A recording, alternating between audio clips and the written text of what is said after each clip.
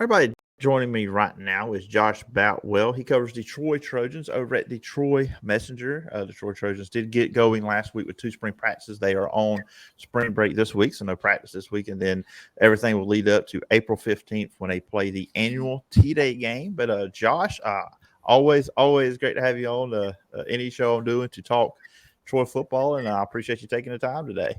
It's my pleasure, like always, man. Anytime. You got a nice little view back there. I guess you're on the back porch. That's the background Yes. we're getting this time. Yes, sir. I left my camera at home, so I had to run home and get it before I have a signing that I had to go to. So just hanging out here for lunch. There you go. There you go. There you go. I know we've done this before. Talking Troy, you was in your office there at Troy Messenger, and then today we get the outside, which is it's a nice day. It's not as hot as it's been. Thank goodness we No. got some rain down here in southeast Alabama. But Troy spring practice, like I said, just two practices last week. I think it was Tuesday, Thursday. Just for you, anything that you were able to see, anything you heard from the coaches, players, anything stand out from last week? The main thing that stands out to me is I'm trying to watch as many of the new faces as possible because there's just a ton out there, and there's definitely a few guys that have stood out. um, but the thing that stands out the most to me, anybody that looks at the roster right now, there's a glaring hole of there's zero punters on the roster. So that's been interesting. Landon Parker, who is a receiver that transferred from Wofford, he's a really good receiver. Really, he's a lot bigger than I expected too. He's doing the punting duties. He was actually a FCS All American punter, so he's doing that right now. Troy is going to be getting a punter or two in the summer, but it's been interesting to see him punt. But also just seeing the guys that are kind of filling in some of those holes that have been left or trying to fill in some of those holes has been cool to see. They're trying to go a lot more fast paced on offense this year, so it's been interesting to see how they're trying to transition to that. And then also, once again, we got a quarterback competition a little bit right now. Gunner is the number one guy, but also another Power Five guy transferring in with Goose Crowder. So there's a lot of storylines going into this spring. Yeah, and really, when you look at Troy from last year at this time, Coach Summerall going into his first spring, and now you look at this year, going into the 23 football season, it's going to be pressure, expectations. It's kind of a lot back where it was the final 3 years of Neil Brown. You're at a point now with Troy. I think fans are expecting, okay, you went 12-2 last season, your first year, you won the Sun Belt in dominant fashion against Coastal Carolina at home, and then you go on and you win your bowl game, the only bowl game with two conference champions playing each other at that. You win that, so you go 12-2. And I was reading one of your articles about when Troy opened at spring practice. I think it sounded like Summerall alluded to a little bit, but I mean, obviously, as he talked about, or what do you think? There is kind of an added pressure now after what you did last season.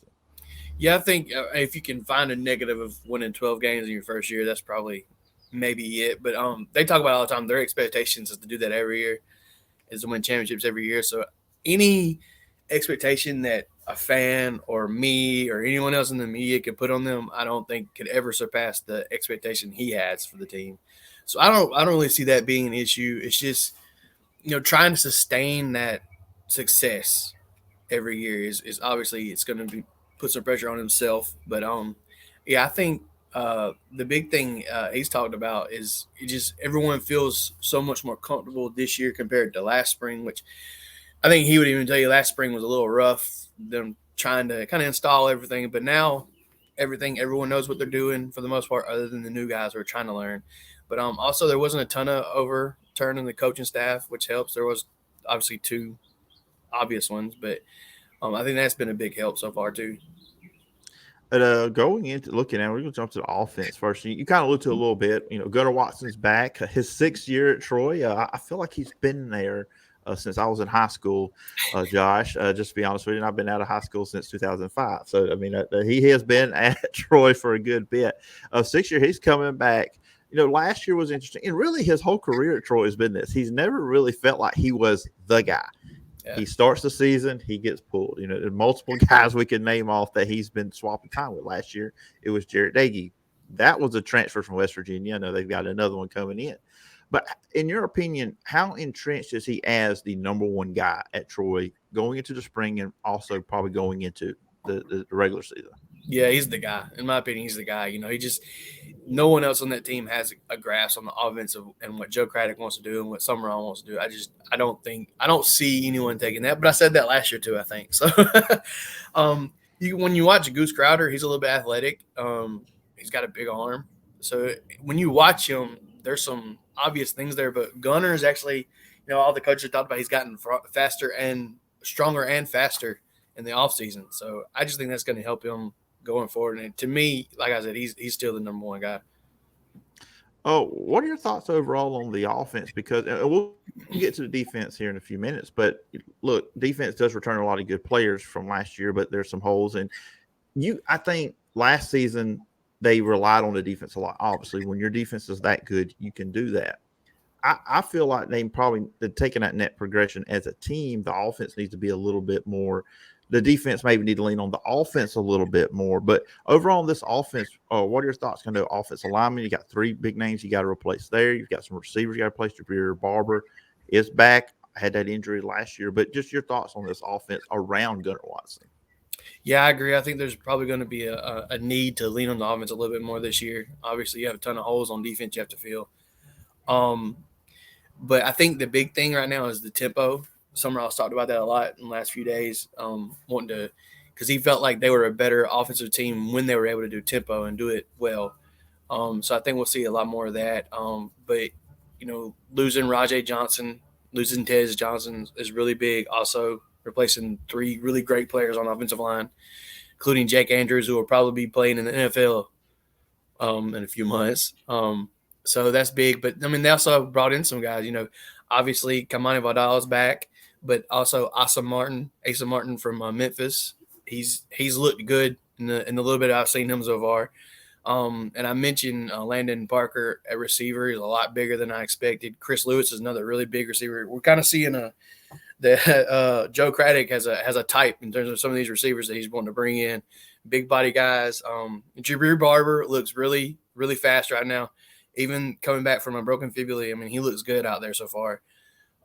So I think the tempo is one of the things I'm watching. And then also on the offensive line, trying to fill those holes, that's going to be a really important thing going forward.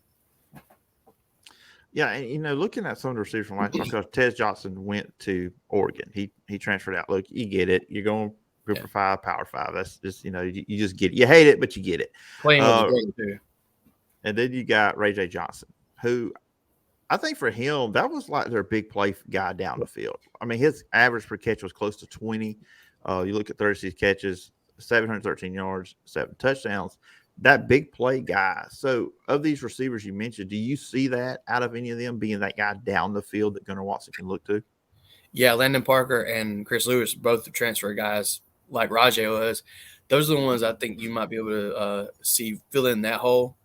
Jabril Barber is, as fast as anybody on the team.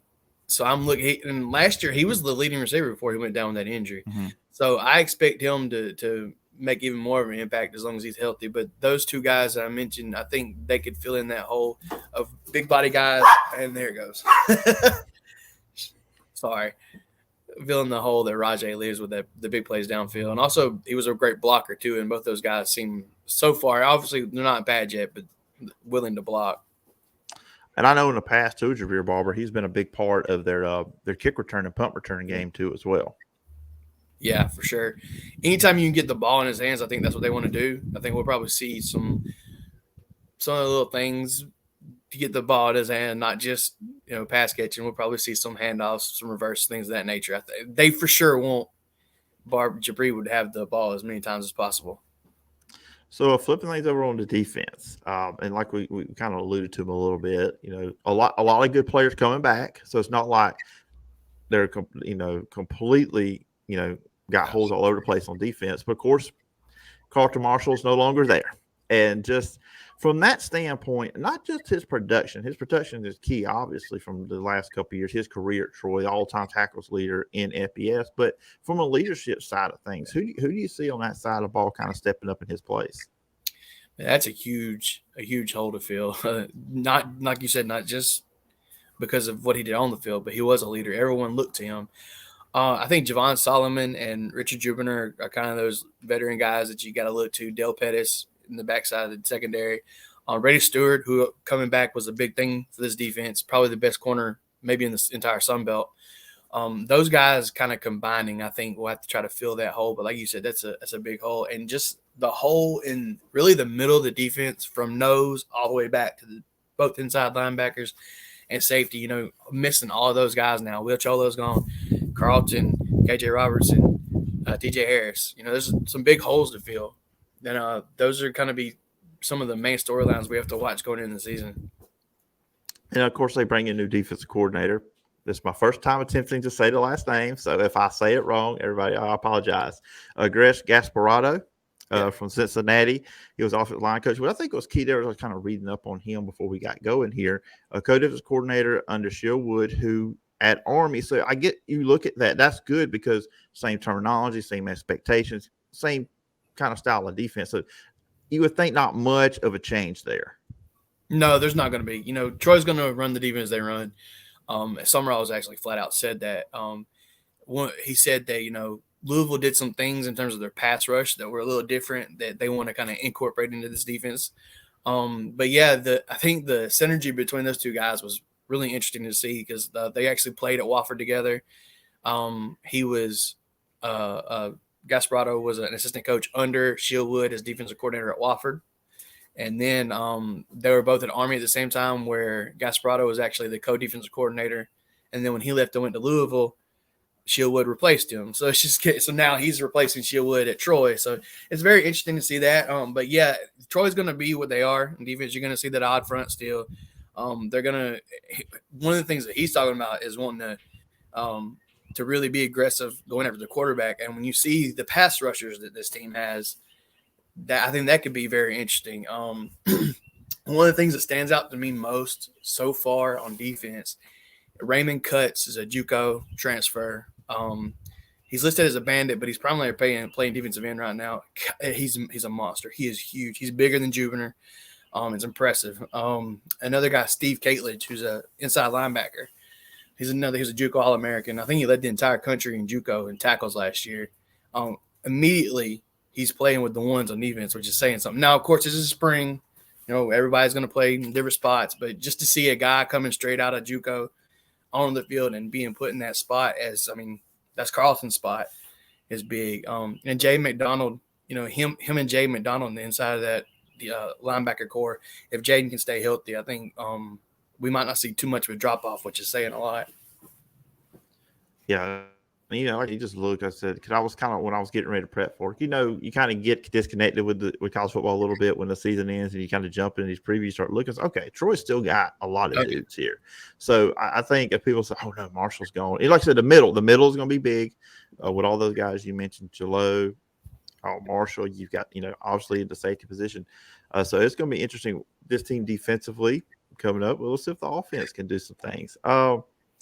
So look, we're talking in March. So I'm going to go ahead, Josh. I want to look at their schedule just real quickly. I'm not going to ask you to give a record prediction. That it is too early for that. I know a lot of people like doing that. I look at it. I'm looking at something interesting. That second game they play, they got to go to Kansas State. I'm looking forward.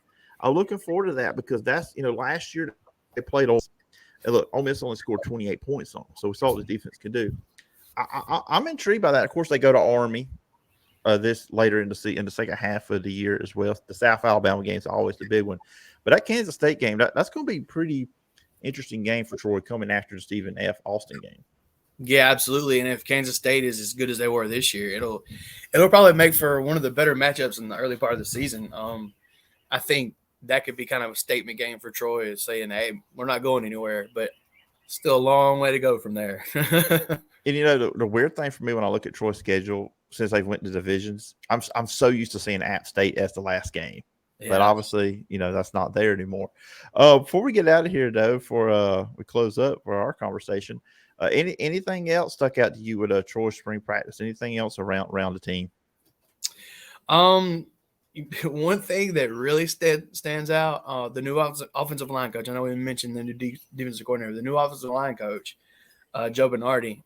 He also has some synergy with the previous O line coach Cole Popovich. They played together at Fresno State. There's a lot bigger difference in their personalities. I'll say that's been something that stands out.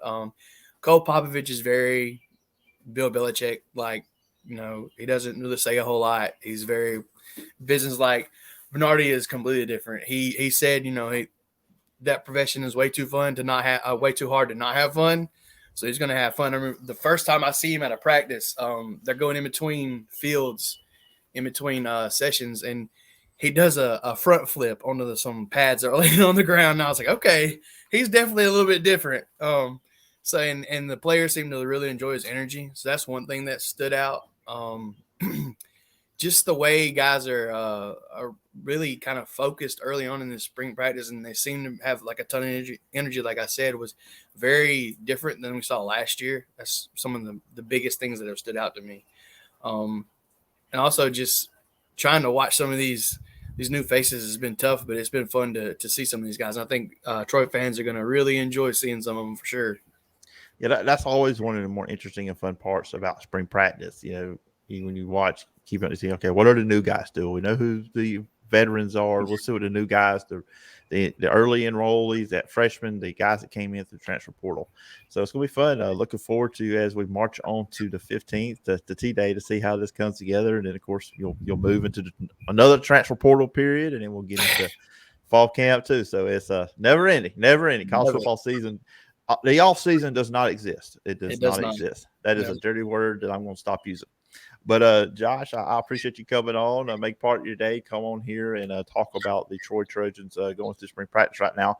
But if the listeners and viewers want to follow you online, where can they find you? You can find us on Facebook at Troy Messenger. Find us on Twitter at Troy Messenger. You can find me on Twitter at Josh B Messenger, and www.troymessenger.com. All right, sounds good, Josh. Always appreciate the time, and I look forward to talking again sometime down the road. My pleasure. Anytime.